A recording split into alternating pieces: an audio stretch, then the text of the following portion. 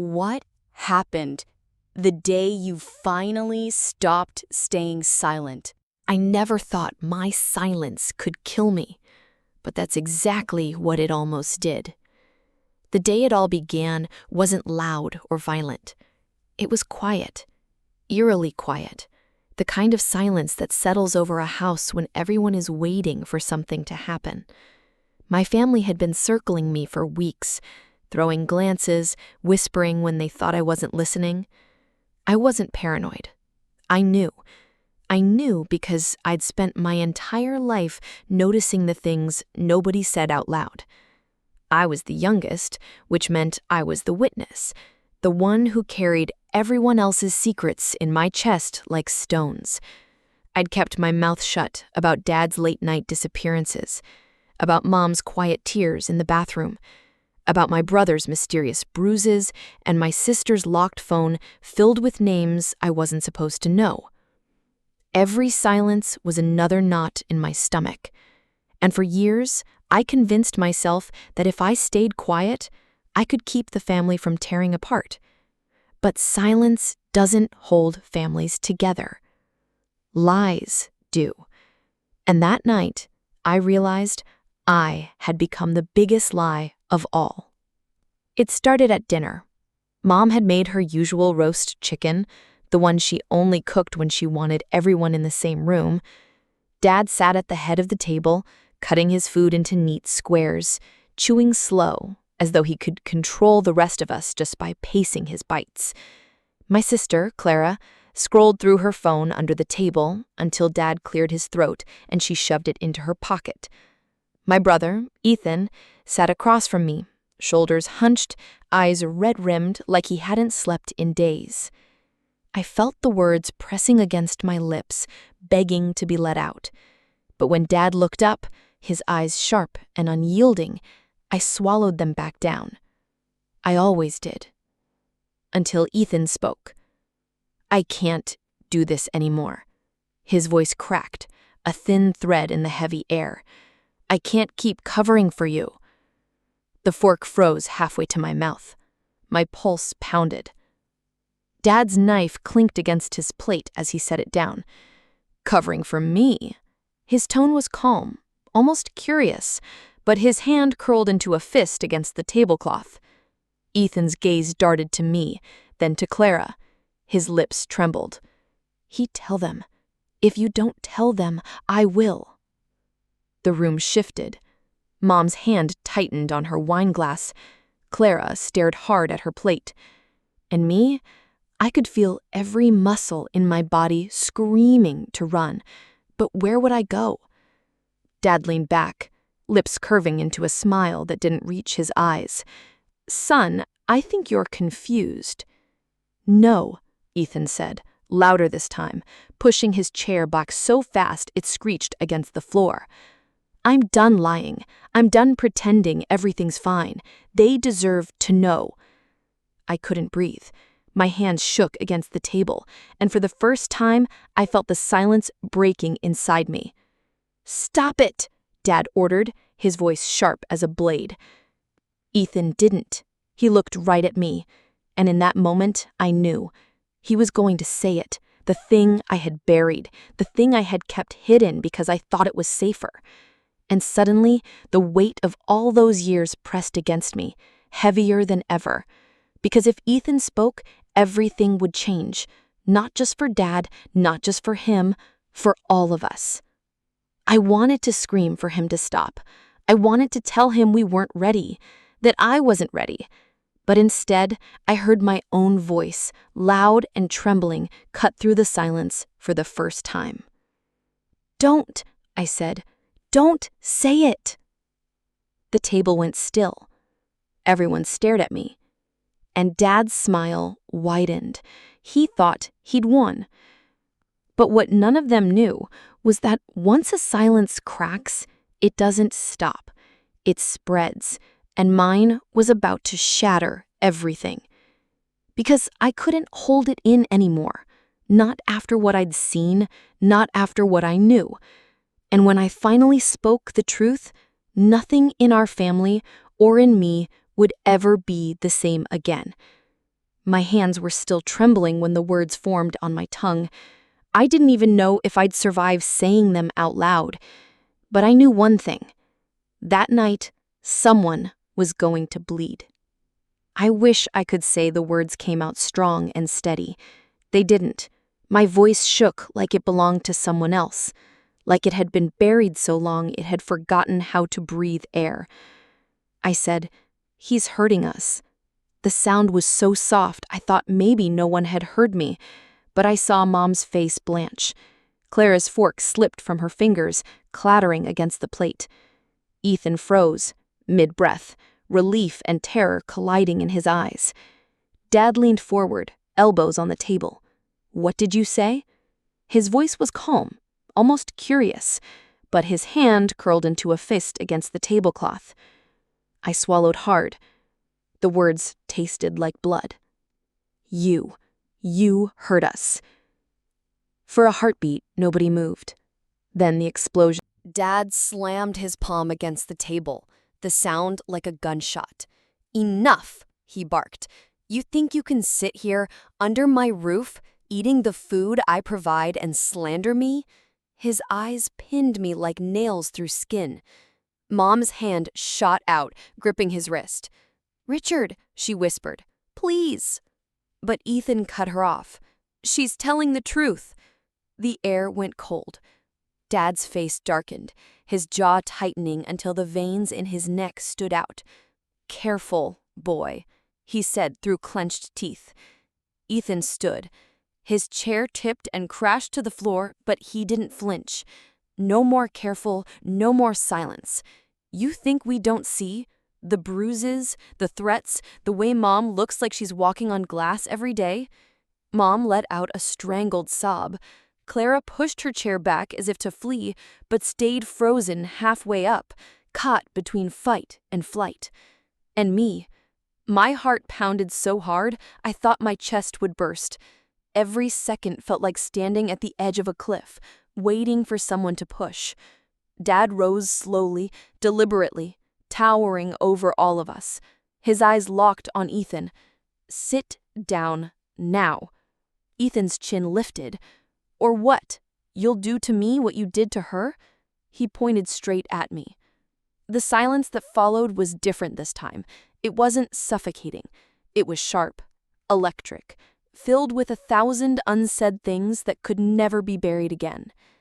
Dad's hand twitched toward his belt, a movement so familiar it made my stomach lurch. And for the first time in my life, instead of freezing, I moved. "Stop," I shouted, my voice cracking but loud enough to make him pause. His head whipped toward me, eyes blazing. For a second, I thought he'd strike me right then. But then something strange happened. He smiled, not with his mouth. His mouth stayed a hard, thin line. But his eyes flickered with something I recognized. Amusement. "You think anyone will believe you? A bunch of ungrateful kids turning on their father? Do you know what that'll look like? Do you know what people will say about you?" His words hit like blows. He wasn't wrong. For years, everyone in town had looked at Dad like a hero. The officer who coached the youth league, the man who volunteered at church picnics, the one who shook hands with the mayor. Who would believe his children over him? I could feel myself shrinking under his stare. My silence clawed at me, begging me to take it all back, to pretend I hadn't spoken. But Ethan's hand brushed mine under the table, grounding me. His palm was clammy but solid, a reminder. I wasn't alone anymore. "I'll make them believe," I said. My voice wavered, but I didn't look away. Dad's smile dropped. He tilted his head slowly, like he was studying me for the first time. "Then you'd better be ready for war," he said. The words lodged in my chest, colder than ice, because I knew what he meant. He didn't just mean yelling or punishments or grounding. He meant destruction. He meant scorched earth. Mom finally spoke, her voice shaking. Please, let's just eat. We can talk later." But the moment was already broken. We all knew it. Dad sank back into his chair, his movements too calm, too calculated. He stabbed a piece of chicken with his fork, chewed it slowly, eyes never leaving mine. Ethan stayed standing. Clara sat rigid, her hands in her lap, staring at nothing. And me, I couldn't taste the food in front of me. All I could taste was the metallic tang of fear. Because I had spoken. I had broken the silence. And there was no going back. That night, long after the dishes were washed and everyone had retreated to their rooms, I heard Dad's footsteps outside my door. Slow, measured. He stopped, lingered. The shadow beneath the crack in the door stretched long and still. Then, a soft knock. "Sweetheart," he murmured. "We should talk." My throat closed. My hands shook against the blanket. And I realized this wasn't the end of silence. It was the beginning of something far more dangerous. I didn't answer him. Not at first. I held my breath under the covers, praying he'd think I was asleep. But the doorknob turned anyway. Slowly, silently. The kind of careful silence that meant he wasn't coming as a father. He was coming as something entirely else. The door creaked open. His shadow filled the room.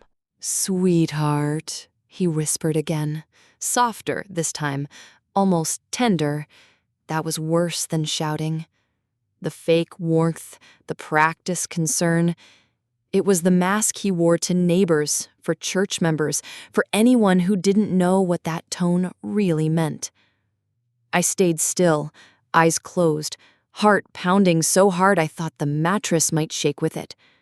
But he knew. "Don't pretend," he said quietly. "I know you're awake."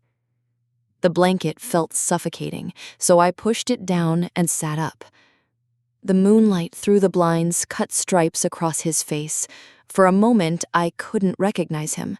He looked both exactly like my father and like a stranger who had been living in his skin all along. "You embarrassed me tonight," he said, calm, controlled, deadly. I opened my mouth, but no words came out. He stepped inside, closed the door behind him.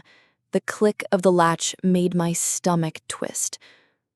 "You think you're brave now, speaking against me in front of your brother and sister?" His voice was low, steady, every word sharpened like a knife. "Do you think they'll thank you for it? Do you think they'll stand by you when things get hard?" I wanted to say yes. I wanted to believe Ethan's hand squeezing mine at the table meant something permanent. But even now, I remembered Clara's silence, Mom's pleading eyes. The fear in that room was enough to choke all of us. He stepped closer, his shadow swallowing me. "You'll see," he murmured. "They'll fold. They always do." Something inside me cracked. Maybe it was the years of silence, maybe it was Ethan's trembling defiance at dinner, or just the raw terror of being cornered again, but I couldn't stay still anymore. "You can't keep doing this," I blurted out. My voice shook, but I didn't stop. "You can't keep hurting us and then acting like we're the ones destroying the family." His jaw tightened. For the first time, I saw a flicker of something in his eyes. Surprise. And then laughter. Not loud, not mocking, just a quiet, chilling chuckle. "You think anyone will believe you?" he asked again, just like at dinner. But this time, he leaned closer, his breath hot against my ear. "I've already made sure they won't." A shiver ripped through me. "What do you mean?" He straightened, brushing invisible dust of his shirt. "Your teachers, your friends' parents, even your mother's sisters, they all know the story. That you're troubled, that you make things up for attention." My stomach dropped. He smiled then, that awful, satisfied smile. "So when you start talking about monsters in the house, sweetheart, they'll just nod and say, 'Poor thing, poor, confused girl.'" The room spun. He had already built the walls around me, and I hadn't even seen them going up. He patted my shoulder, almost fatherly. Go to sleep. Tomorrow you will apologize, and this little rebellion will be behind us. Then he turned and walked out. The door clicked shut, his footsteps faded down the hall. I sat frozen, the sheets twisted around me, my hands trembling. He had won again. At least, that's what he thought. But something had changed in me that night. For years, silence had been my prison. Tonight, I had spoken, and though the walls closed in tighter, I'd seen the cracks. Ethan was with me. Clara might not be yet, but she'd seen the truth. And Mom had cried at the table. Not for Dad, for us. The silence had always been mine to carry, but now it wasn't just mine anymore. I reached under my mattress and pulled out the little notebook I'd been keeping for months. Pages filled with dates, times, bruises I'd sketched because photos were too risky, words I'd been too afraid to say out loud. My evidence, my truth. For the first time, I wasn't just writing for myself. I was preparing for war. But even as I scribbled down tonight's events, I couldn't shake the sound of Dad's voice, soft and certain. They'll fold. They always do. I had to prove him wrong, even if it meant burning every bridge in the process. The next morning felt like walking through a graveyard. The house was too quiet, as if it already knew something had shifted. Mom moved around the kitchen like a ghost, her hands trembling as she poured coffee. Clara sat at the table, scrolling through her phone with her hair falling in front of her face like a curtain. Ethan wasn't there. His empty chair gnawed at me. Dad strolled in last, crisp uniform, polished boots, his badge gleaming.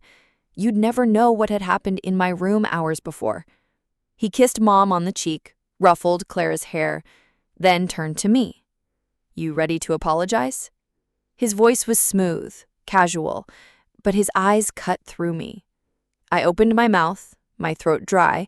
Before I could speak, Ethan entered. His eyes were swollen, his knuckles raw like he'd punched a wall all night. He didn't look at Dad. He looked at me. And I saw it, defiance, flickering but alive. I'm not apologizing, I said, surprising even myself. The air froze. Mom's mug clinked against the counter. Clara finally looked up, her eyes wide. Ethan's lips parted, almost a smile. Dad's hand tightened around his coffee cup, the ceramic creaking under his grip, but his voice stayed soft. That's not how this works, sweetheart. No, I said, louder this time. My chest burned, but I forced the words out. That's how it's worked for you.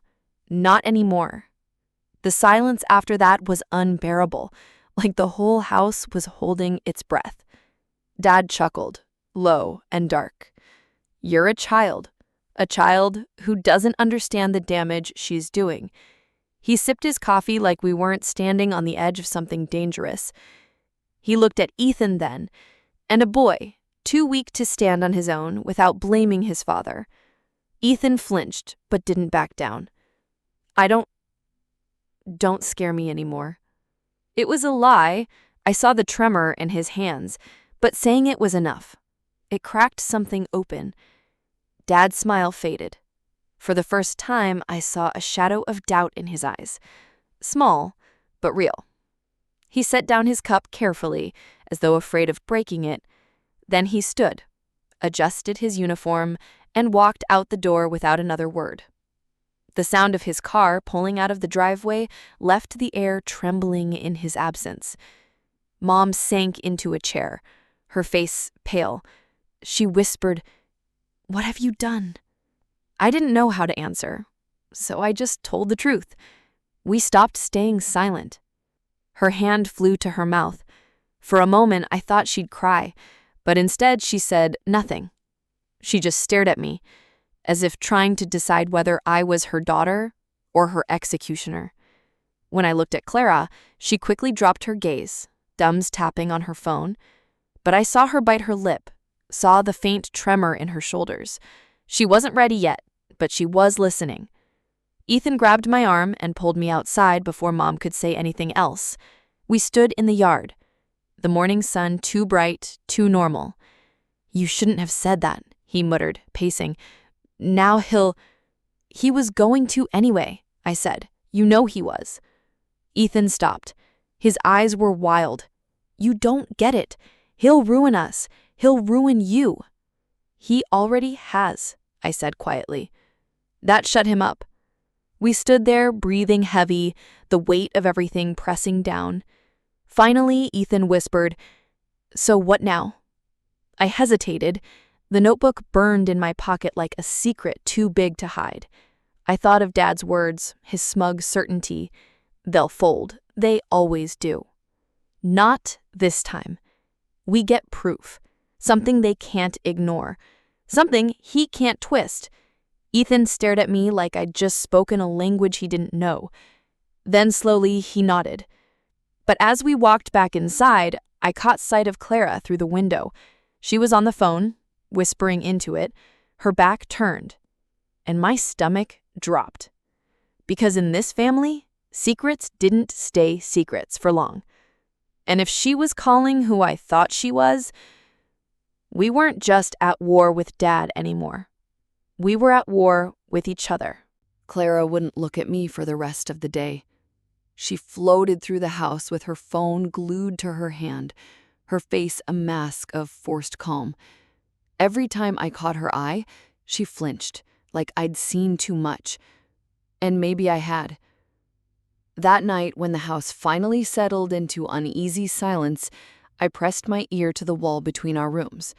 Clara's voice was muffled but clear enough. "Yes, I told him. She's making things up. You don't have to worry. I'll keep you updated." My blood turned cold. I didn't need to hear the other voice to know who it was. Dad. My own sister was feeding him everything. I stumbled back, heart pounding.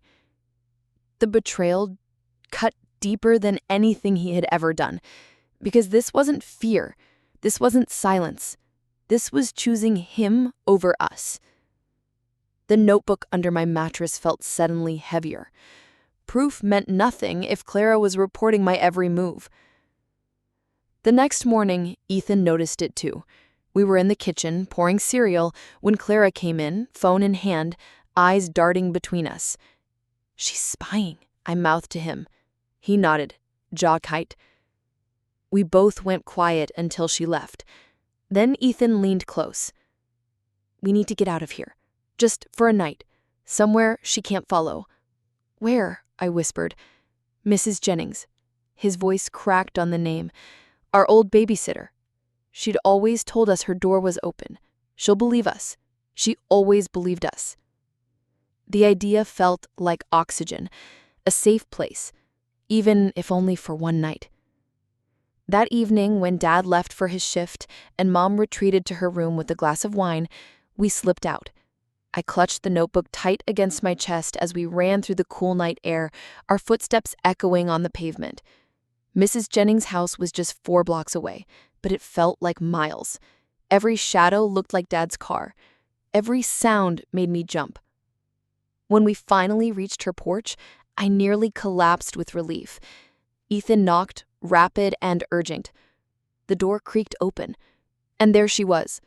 Older, softer, but the same kind eyes I remembered. "What on earth?" she started.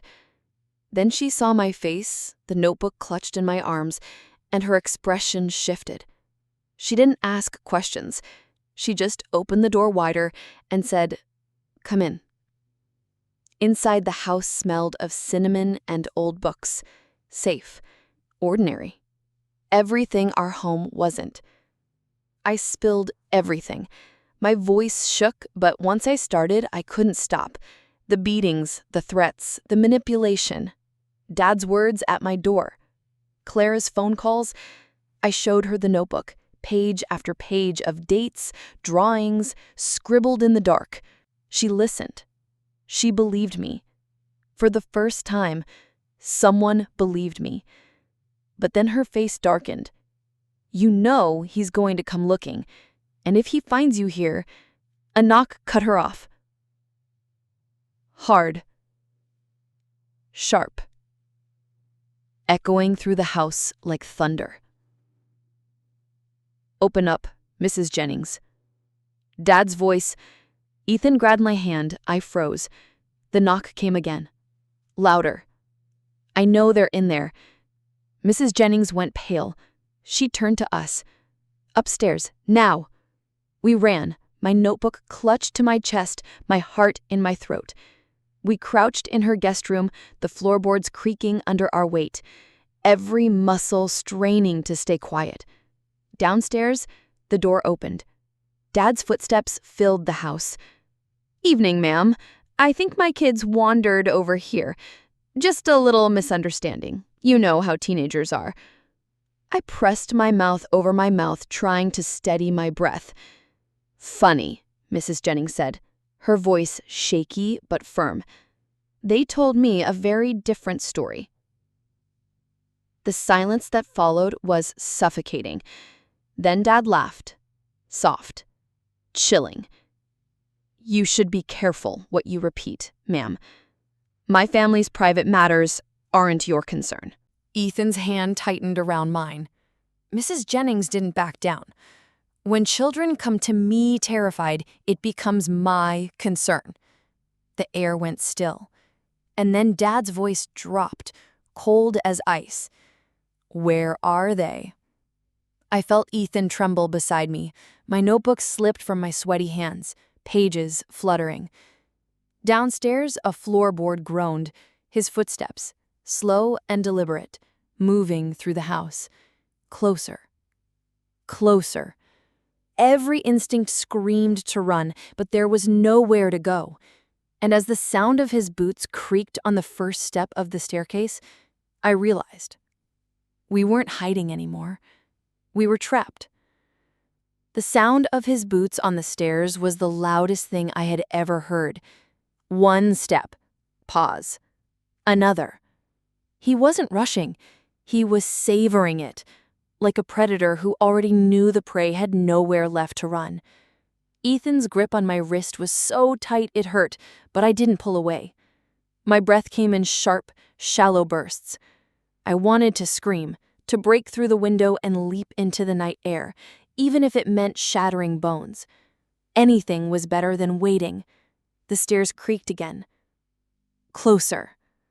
Mrs. Jennings' voice rose from the bottom of the staircase, firm but trembling. You need to leave, Richard, right now. I'll call the police. He chuckled, that awful, calm laugh that made my stomach twist. And you what? Tell them that a father came to bring his runaway children home? That doesn't sound like much of a crime, does it? I could picture the smile on his face, the same one he wore at church, at Little League games, at town events, the one that made everyone shake his hand and call him a good man, the one that hid the monster. His boots thudded on the landing. He was on the same floor now. Ethan whispered, We have to run. There's no way out, I whispered back. The only window in the guest room was painted shut. We'd tried. His footsteps were right outside the door. The knob rattled once, twice. I thought my heart would stop. Then, silence. He didn't open it. Instead, his voice came through the wood, low and steady. Sweetheart, you don't want to make this worse. Come out and we'll go home. No more lies, no more games, just us, as it should be. My body shook so violently I thought my bones might rattle apart. Ethan squeezed my hand harder, shaking his head, mouthing, Don't. I swallowed, forcing myself to breathe. Go away, I whispered, though I doubted he heard it. My throat burned, but the words still came. Louder this time. You're not taking us back." For a moment, silence. Then a sharp knock, so hard the door shuddered. "Ungrateful little liar," he hissed, his calm veneer cracked, venom spilling through the wood. "You think you can turn them against me? You think you can destroy this family?" Mrs. Jennings shouted again, this time her voice stronger. "I'm calling the police." A pause, his breathing heavy on the other side of the door. Then his footsteps retreated, slow, purposeful. The front door slammed. For a long time, none of us moved. My ears rang with the silence he left behind, but my chest ached with something new. Not relief, because I knew he wasn't done. It was dread, because when Dad retreated, it wasn't surrender. It was strategy. Ethan and I went downstairs, still shaking. Mrs. Jennings was on the phone, her voice tight as she gave the dispatcher our address. "Yes, he's dangerous. Yes, the children are here. Please, please hurry." When she hung up, she looked at us with eyes that were both terrified and determined. "He'll try again, but you're safe here for tonight." I wanted to believe her. I wanted to let myself sink into the safety of her words, but in my gut, I knew. He would never stop. And I was done waiting for him to strike. That night, curled up on a sofa that smelled of lavender and old quilts, I opened my notebook again. My hand shook as I wrote, "He came here. He tried to take us. Mrs. Jennings heard him. She saw everything." For the first time, my notebook didn't feel like a private journal of pain. It felt like evidence, like a weapon. Ethan whispered beside me, "We can't just keep running. We need to end this." "End it how?" I asked. His eyes met mine, fierce even through the exhaustion. "We expose him. We tell everyone, all of it, with proof." The idea terrified me, but it also lit something inside me. If silence was his weapon, then truth would be ours. Still, as the clock ticked past midnight and the house settled into uneasy quiet, a single thought haunted me. Clara. She was still at home, still under his thumb, and if she'd chosen him once, she might do it again. The war had started. The police came in the morning. 2 officers in dark uniforms, their radios crackling softly as they stepped into Mrs. Jennings' living room. The moment I saw their faces, my throat closed, because one of them knew my father. I could tell. They didn't have to say it. Small-town loyalties always showed in the way people's eyes softened, in the way their words bent. "Morning, kids," the taller one said, crouching slightly like he was trying to look kind.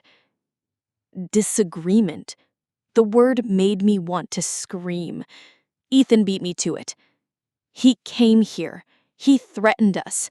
She heard it." He pointed at Mrs. Jennings, whose lips pressed thin as she nodded. The officers scribbled something on his notepad. "We'll, file a report." His tone was flat, detached, as if we'd told him about a noise complaint, not years of abuse. I clutched my notebook tighter, my palms sweaty. "We have proof," I said quickly, my voice cracking. I wrote everything down, dates, times. The other officer, the one who knew Dad, I could see it in the flicker of recognition when he glanced at our last name, shifted uncomfortably. "Listen, sweetheart, your father's a respected man in this town. These are serious accusations." Heat mushed to my face. Respected. That word again. It had protected him for years. Mrs. Jennings stepped forward, her voice steady. "I heard him myself. He came into my home demanding those kids back. He pounded on the door. I'll swear to it. The officers exchanged a glance. Finally, the taller one sighed. We'll make a note of it.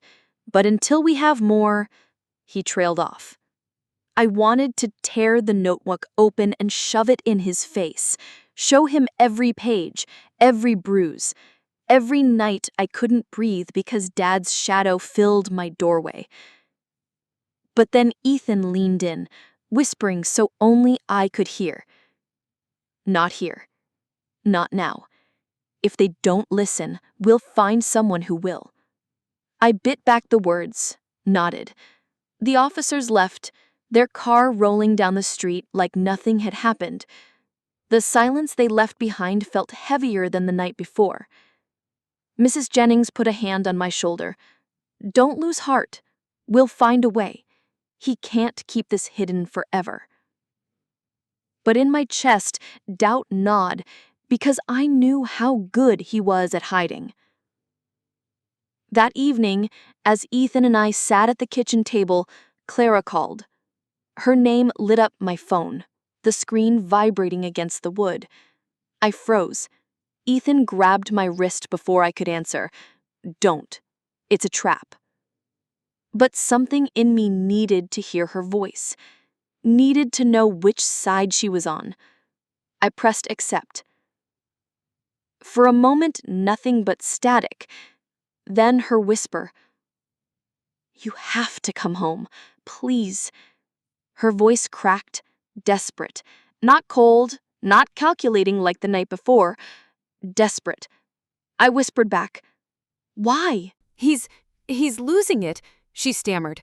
He knows you talked to someone. He's tearing the house apart. He says if you don't come back, he'll... She cut off, her breath ragged.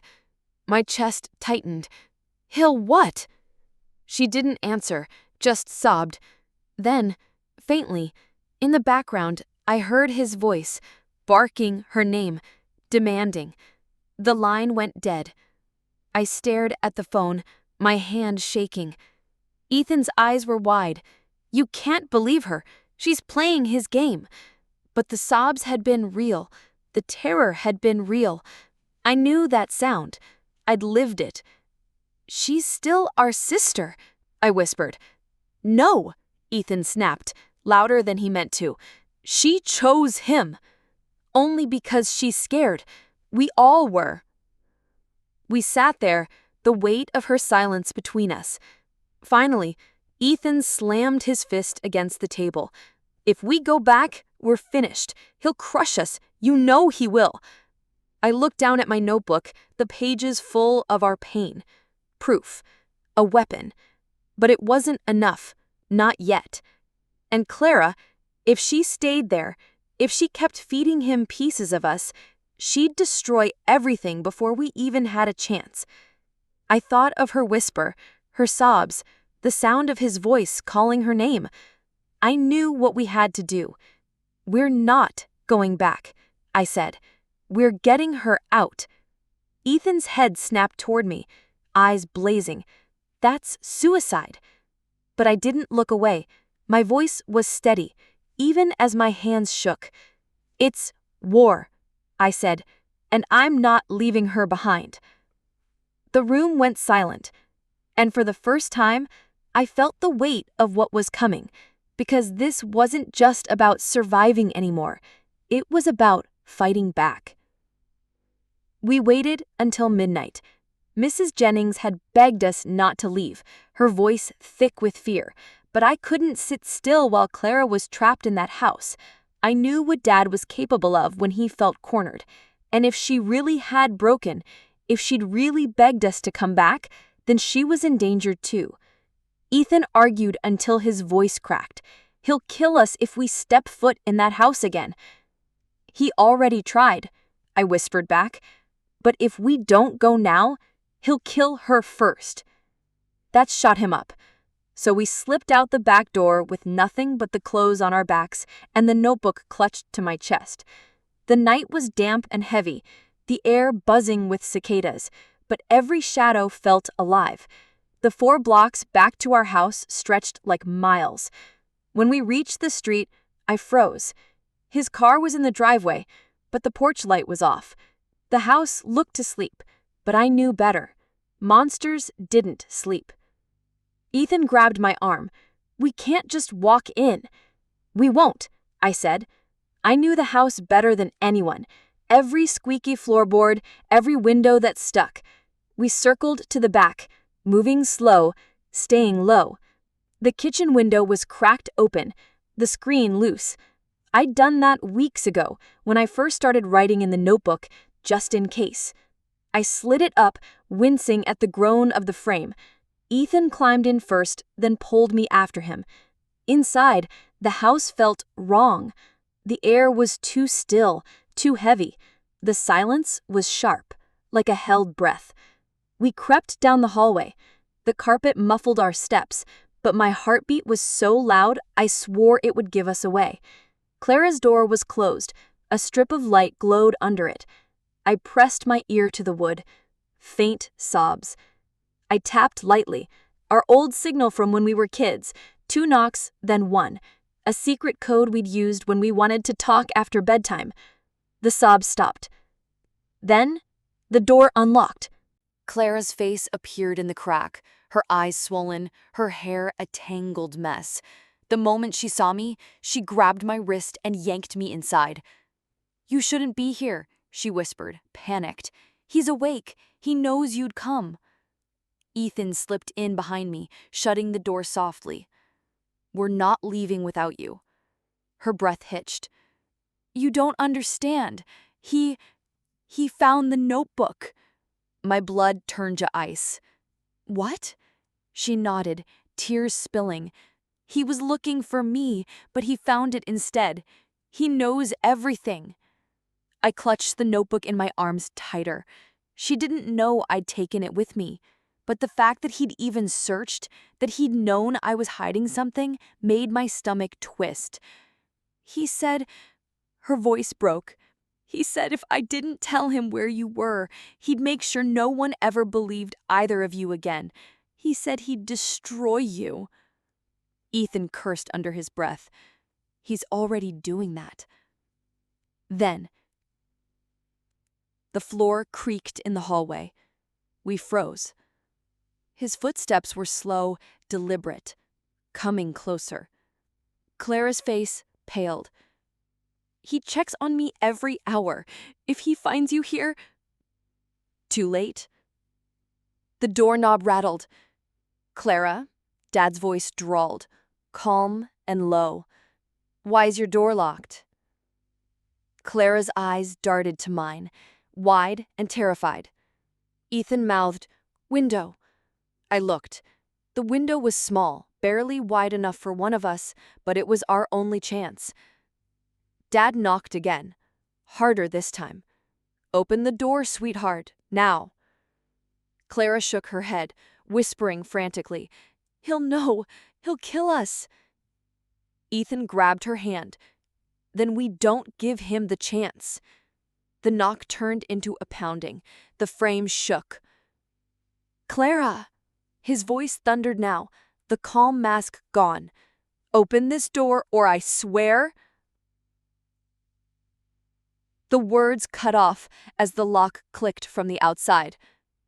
He had the key. The handle turned. I shoved Clara toward the window. Ethan ripped the latch, forcing it open with a screech. Cold air rushed in. "Go," he hissed. Clara scrambled through, sobbing, disappearing into the night. I followed, my notebook clutched so tight my knuckles ached. My shoulders scraped the frame, glass biting into my skin, but I tumbled out onto the wet grass. Behind me, the door burst open. Ethan was still inside. Dad's shadow filled the doorway, his hand clamping around Ethan's collar, and his eyes met mine through the glass. "Run if you want, but he stays." Time froze. I could see Ethan's face twisted with panic as Dad's grip yanked him back. His fists flailed, but Dad was too strong, too practiced. He had dragged us around like rag dolls for years. This was nothing to him. No, I screamed, scrambling up from the grass. Clara clutched my arm, trying to pull me away, but I tore free. Let him go. Dad's eyes gleamed in the darkness, the porch light catching the edge of his smile. His voice was steady, terrifying in its control. He wasn't yelling anymore. He didn't need to. Ethan choked, his fingers clawing at Dad's wrist. Go, he gasped, his eyes wild, desperate. Get out! But I couldn't. Not again. I had run from shadows all my life, but this time I couldn't leave him. Without thinking, I grabbed the closest thing I could, a garden spade lying by the flower bed. My hands shook so hard I nearly dropped it. I'd never hit anyone before, never even thought about it. But tonight wasn't about what I could or couldn't do. Tonight was about survival. I lunged forward, slamming the spade against the window frame. The glass shattered, exploding into shards that rained down around Dad and Ethan. He flinched, loosening his grip just enough for Ethan to twist free. "Run!" I shouted. Ethan dove through the broken window, landing hard on the grass. Blood streaked his arm where the glass sliced him, but he didn't stop. He grabbed Clara's hand, pulling her toward the street. I scrambled after them, my chest heaving, my ears ringing with the sound of Dad's furious roar behind me. "You think you can get away?" he bellowed, shards crunching under his boots as he stepped over the glass. "You're mine. You'll always be mine." His words chased me harder than his footsteps. But this time, I didn't slow. I didn't freeze. We tore down the street barefoot, the pavement ripping at our soles, our breaths ragged in the night air. Dad's heavy strides thundered behind us. He was fast, faster than I remembered. Mrs. Jennings' house was too far. We'd never make it. Then I saw it, the corner store at the end of the block. Bright lights humming, the faint flicker of a security camera mounted above the door. "Go there!" I yelled. We sprinted across the street, horns blaring as a car swerved to avoid us. The three of us burst into the store, the bell over the door jangling wildly. The cashier, a young guy barely older than Ethan, looked up, startled. His eyes widened at the sight of us, barefoot, bleeding, shaking. "Call the police!" I screamed. "Please, he's coming!" The words ripped out of me raw, louder than I had ever spoken in my life, the kind of truth you couldn't take back. The cashier froze for a second, then fumbled for the phone. Dad appeared in the doorway, his chest heaving, his face twisted with rage. He stopped short when he saw the camera, the bright lights, the witnesses. For the first time, I saw him hesitate. "You're making a mistake," he said, his voice smooth again, the mask slipping back into place. "These are my kids. They're confused. I just came to bring them home." But the cashier shook his head, holding the phone like a lifeline. "Not like this, man. Not tonight." The sound of sirens rose in the distance. Dad's jaw clenched, his eyes burning holes through me. Not through Ethan. Not through Clara. Me. "This isn't over," he growled. Then he turned and bolted into the night. The sirens wailed closer, flashing lights painting the street in red and blue. I sank to the floor, my body trembling, my lungs aching for air. Ethan crouched beside me, blood dripping from his arm, his face pale but alive. Clara sobbed into my shoulder, clutching me like she'd never let go again. For the first time in my life, I felt something stronger than fear. Not safety, not yet, but the beginning of freedom. Still, as the officers rushed in and we were led outside, I couldn't shake the echo of his voice.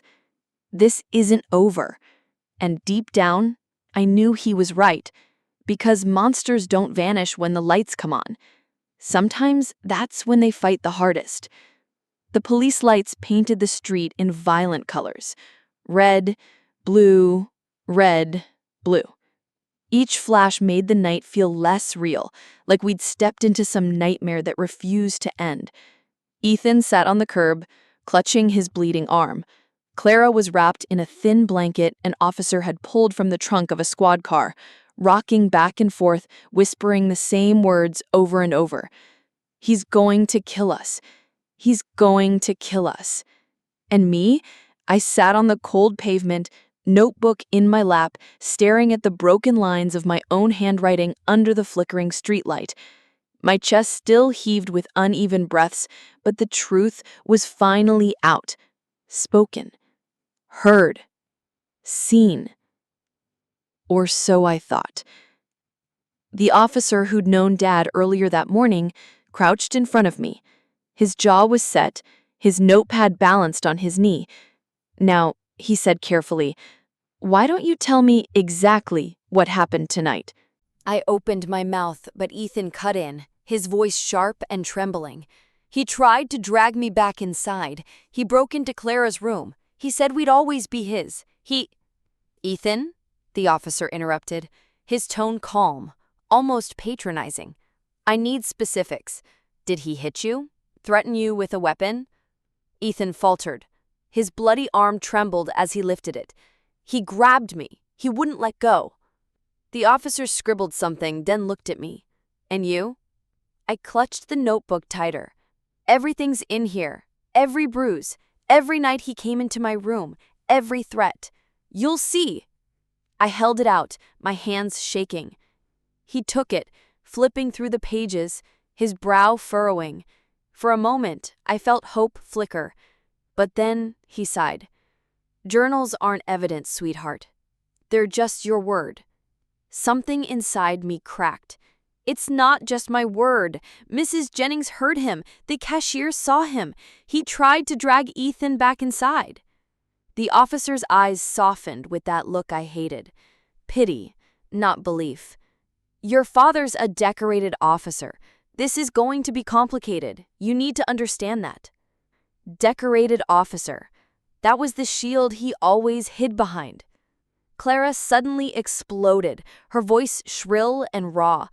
"Complicated? He's a monster. He'll kill us if you send us back there."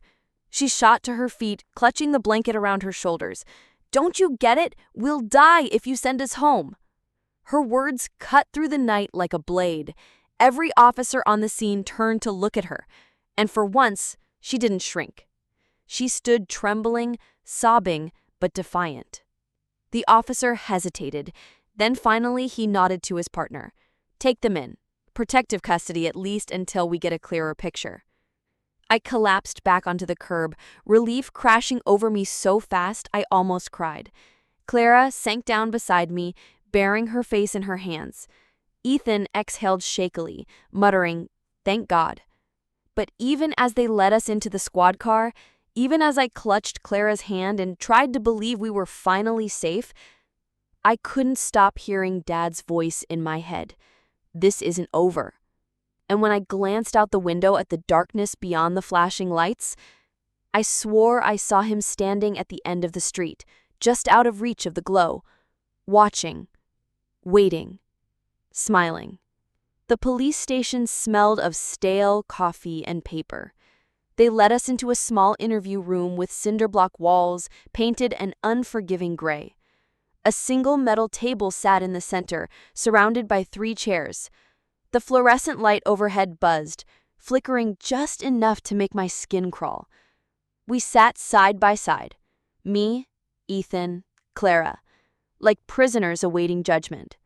A blanket still clung to Clara's shoulders, but her hands wouldn't stop shaking. Ethan pressed a wad of gauze to his cut, jaw clenched, eyes locked on the door. I kept the notebook in my lap. Somehow they'd given it back to me. Maybe they thought it was harmless. To me, it was the only weapon I had. The door opened. Detective Harris walked in. I knew his face. Everyone in town did. He'd worked with Dad for years. He sat down across from us, folding his hands on the table. His eyes flicked to each of us, then rested on me. "You kids made quite a scene tonight. I need to understand what really happened." I wanted to scream. what really happened, as if we'd staged this, as if our terror was a play. But I forced myself to breathe. He tried to drag Ethan back inside. He's been hurting us for years. I wrote it all down, everything. Please, you have to believe us. I slid the notebook across the table. His fingers tapped on the cover, but didn't open it. Instead, he leaned back. Your father's a decorated officer. 30 years of service. He's respected, trusted. These are serious accusations. You understand that? My throat burned. The same words over and over. Respected, trusted, decorated. Words that built his armor while we bled underneath it. Clara snapped before I could. Stop saying that! Her voice broke, raw and desperate. I don't care if the whole world respects him. You don't see what he does when the doors are closed. Her shout echoed off the walls. Ethan put a hand on her shoulder, steadying her, but his own eyes blazed with fury. The detective finally opened the notebook. He flipped through page after page, his brow furrowing deeper. I could almost see the war inside him. Loyalty to Dad on one side, the words in front of him on the other. You've been keeping this for how long? He asked quietly. 2 years, I said. My voice trembled, but I forced the words out. Every night, every bruise, every time he came into our rooms, I knew nobody would believe us unless I proved it. For a long moment, the only sound was the buzzing light. Then Detective Harris closed the notebook, his hand heavy on the cover. You're staying here tonight, protective custody. We'll get a social worker in the morning. Relief washed over me so hard, my vision blurred. For the first time, we weren't going back. Not tonight. But then he added, until we sort this out, you don't leave the station. You don't talk to anyone. Understood? We nodded, all 3 of us. He stood and left, taking the notebook with him. The door clicked shut. Silence. Ethan leaned back, exhaling hard. Do you think he believes us? I don't know, I whispered, but at least we're not there. Clara pulled the blanket tighter, her lips trembled. He'll find a way. He always does. I wanted to tell her she was wrong. I wanted to believe it myself, but deep down, I knew the truth. Dad didn't lose. He adapted. He controlled. And he wouldn't stop until he had us back under his roof. As if on cue, through the thin walls of the station, I heard a voice. Deep, commanding. Familiar. My stomach dropped. Dad. He was here, and he was talking to someone in authority. His voice calm, his tone steady, as if none of tonight had happened at all. I looked at Ethan, at Clara. The war wasn't over. It had just stepped into the station with us. His voice was unmistakable. Even muffled through the cinder block walls, it carried the same sharpness that had cut me open for years. Calm, commanding, deceptively controlled. My kids are confused. They've been under a lot of stress. My wife's been struggling too, you know that. This whole thing is just blown out of proportion. I froze. Ethan sat forward in his chair, fists clenching on the table. Clara buried her faith in her hands, rocking as if the sound alone could break her. The door opened. A uniformed officer stepped in. He avoided our eyes as he spoke. Your father's requested to see you, one at a time. He says it'll help. No. The word ripped out of me before I could stop it. We're not talking to him, not alone. The officer shifted uncomfortably. You don't understand. He's insisting, and given his standing... His standing? Are you kidding me? You saw what he did tonight. The officer flinched, but didn't argue. He just muttered something about procedure and left. We sat in silence, the air thick with dread. Finally, Clara whispered, He'll twist everything. He'll make them think we're crazy. He always does. Her words crawled under my skin because I knew she was right. Dad's power wasn't just in his fists. It was in his words, his smile, the mask he wore so perfectly. And here, in his territory, the police station, that mask was bulletproof. A few minutes later, the door creaked open again. Detective Harris stood there, notebook in hand. My notebook. His expression was unreadable. "He wants to see you," he said, looking straight at me. My heart stuttered. "No," Ethan said sharply, moving between us. "She's not going anywhere near him." Detective Harris's jaw tightened. "Look, I get it, but if you want me to take this seriously, I need to see how he interacts with you. It could help your case." Help. The word tasted bitter. Usually help meant silence. I forced myself to stand, my legs trembling. "Sign," I whispered, "but not alone, with you in the room." Harris hesitated, then nodded. 5 minutes, that's it. Ethan grabbed my wrist. His voice cracked. "Don't let him break you." I swallowed hard. He already did, but not tonight. They led me down the corridor, each step heavier than the last. At the end, a door opened into another interview room, and there he was. Dad sat at the table, perfectly composed, his uniform crisp, his hair neatly combed. He looked like the man everyone respected, the man people trusted, not the monster from the dark. His eyes met mine, and he smiled, that same smile he'd worn at the dinner table. "Sweetheart," he said softly, as if nothing had happened. "There you are." I froze in the doorway, every instinct screaming to run. But Detective Harris's presence behind me pinned me in place. Dad gestured to the chair across from him. "Sit, please. We need to talk." My hands shook, but I sat. The metal chair was cold, biting through my skin. He leaned forward, lowering his voice, so only I could hear. "This has gone too far. You're scared. I get that. But these lies, they'll destroy us." I clenched my fists under the table. "They're not lies." His smile didn't falter. "People don't believe journals, sweetheart. They believe fathers. They believe men who've served their community for decades. They believe me." The words landed like punches. I felt my breath hitch, the familiar weight of silence pressing down again. But then I thought of Clara sobbing into the phone, of Ethan's blood dripping on the grass, of Mrs. Jennings shouting that she'd call the police. And I realized I wasn't carrying this alone anymore. I lifted my chin. My voice shook, but I made it loud enough for Harris to hear. "You can't hide forever. They know what you are now." For the first time, his smile cracked. Just a flicker, but enough. His eyes darkened, sharp with fury. He leaned closer, his voice a whisper of venom. "If you tear this family apart, I'll make sure you regret it for the rest of your life." Harris's chair scraped back. "That's enough," he said sharply. Dad leaned back, mask sliding back into place, smile returning. "I was just expressing concern. Misunderstood, as usual."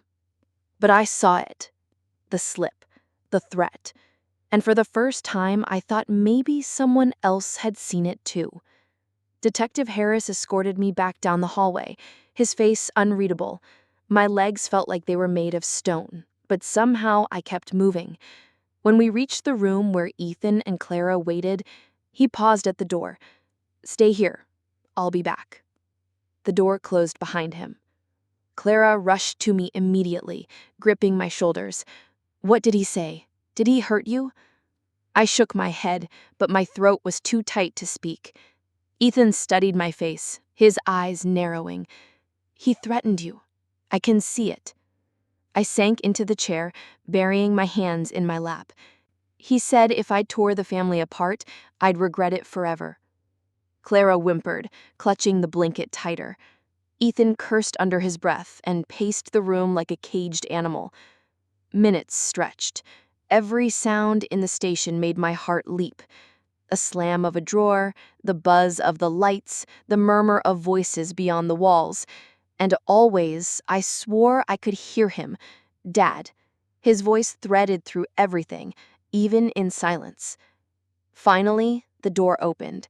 Detective Harris stepped in, carrying my notebook. He set it on the table with deliberate care. "I heard him," he said simply. My breath caught. "What?" "I heard the threat. Clear as day." He leaned against the wall, arms crossed. "It doesn't look good for him."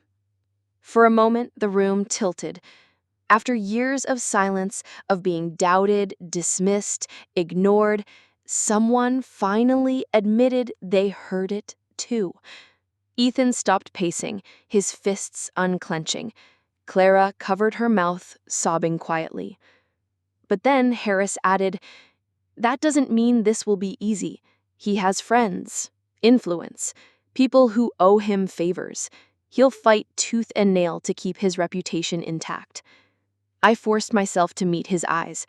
"So what do we do?" He studied me for a long moment, then tapped the notebook. "This helps. But if you really want to bring him down, you'll need more.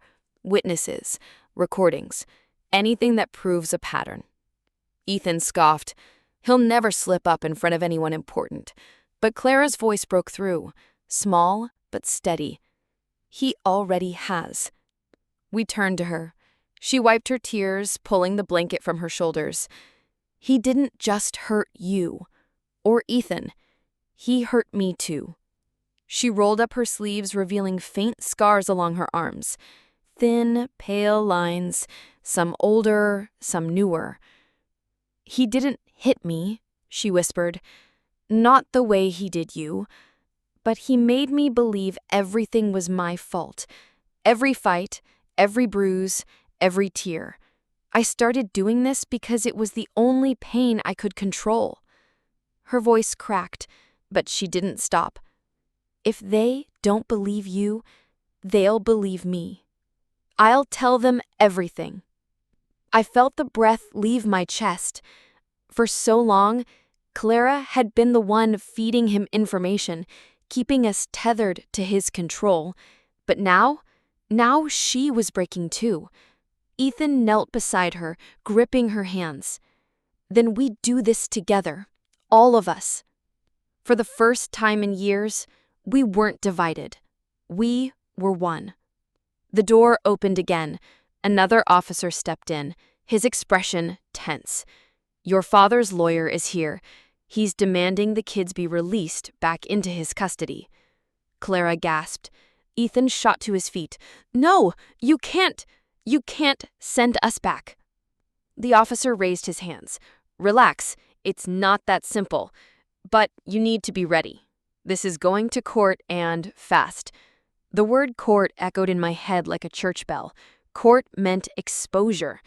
Court meant a stage where Dad would perform his role better than anyone. But maybe, just maybe, it also meant his mask could finally crack in front of more than just us. As the officer left, Harris leaned closer. His voice was low, steady. "If you want to win this, you can't hesitate. You'll have to testify. Everything. Every detail. Can you do that?" My stomach churned, bile rising in my throat. Testify meant telling the world everything I'd hidden for years. The bruises, the beatings, the nights I thought I wouldn't survive. I wanted to say no. I wanted to run. But then I looked at Ethan's bandaged arm, at Clara's scarred wrists, at the trembling in their eyes that matched mine. And I knew there was no silence left to hide in. "Yes," I whispered. My voice shook, but the word carried weight. For the first time, Harris gave the faintest nod of respect. Then we might stand a chance. But as I sat there, my chest tightening, I felt the shadow of Dad's smile pressing in again. Because if there was one thing I knew about him, it's this: he'd rather burn everything to the ground than let us win. The weeks that followed blurred together. Court dates, meetings with social workers, endless questions that dug into wounds I'd tried to bury. But through it all, Dad never wavered. He showed up in his uniform, polished shoes, medals gleaming. He shook hands with officers, nodded to judges, smiled at neighbors who sat in the gallery. To them, he was still the man they admired, the man they trusted. And to us, he was the storm we were finally learning to face. The first time I took the stand, my voice shook so badly I could barely get the words out. The courtroom was too big, too bright. Every eye on me felt like a spotlight, burning me alive. Dad sat just feet away, watching with that same calm smile, as if daring me to speak. I clutched the notebook in my hands, my weapon, my proof.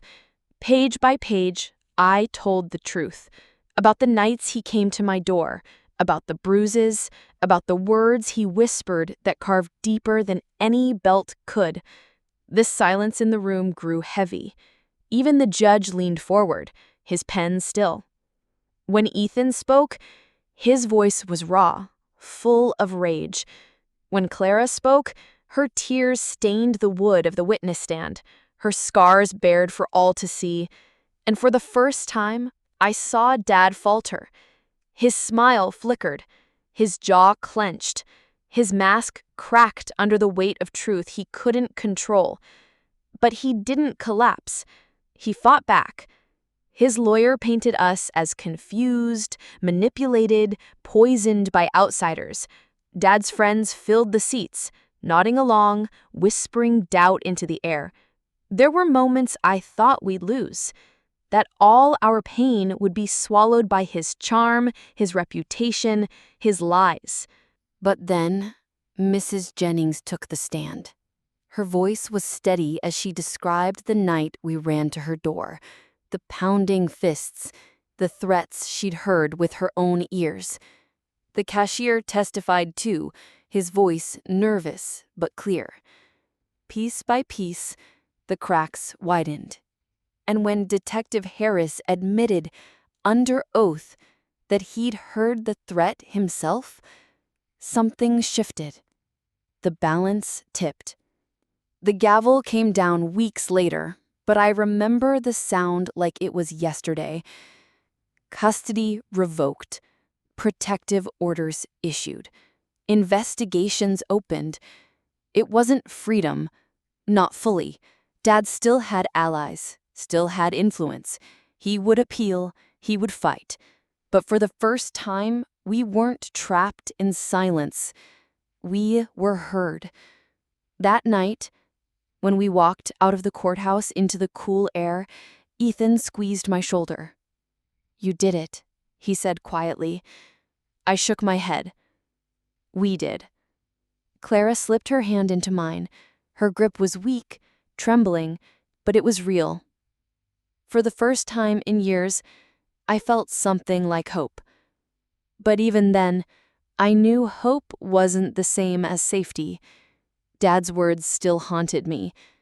This isn't over. And maybe he was right. Maybe it would never truly be over. Because monsters don't just vanish when the truth drags them into the light. They linger in shadows, waiting, snarling, wounded but dangerous. Still, something inside me had changed. I wasn't the girl who hid under blankets, holding my breath while footsteps crept closer. I wasn't the child who thought silence could save us. That girl was gone. The person who walked out of that courtroom was scarred, shaken, but alive, stronger. And though I knew the war wasn't finished, I also knew one thing with certainty. That was the day I finally stopped staying silent, and nothing would ever make me go back.